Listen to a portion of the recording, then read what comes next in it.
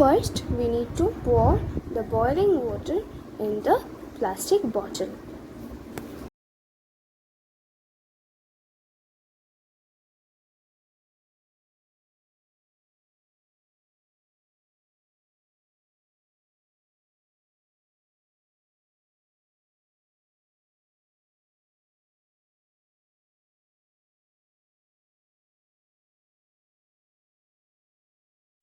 Now we need to throw the water.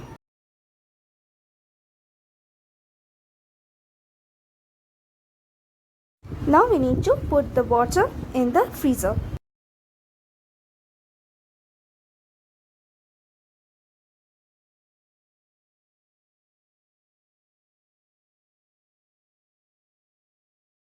From this activity, we could observe that the bottle is squeezed and some water droplets are formed.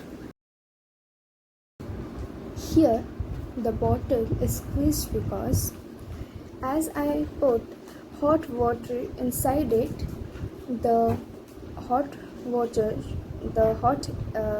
makes the air inside the bottle hot and eventually it rises up.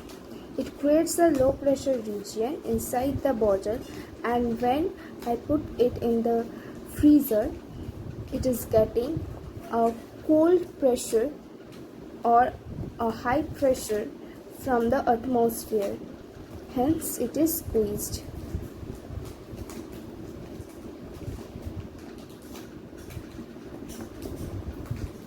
And as we could see that it has some water droplets also inside it.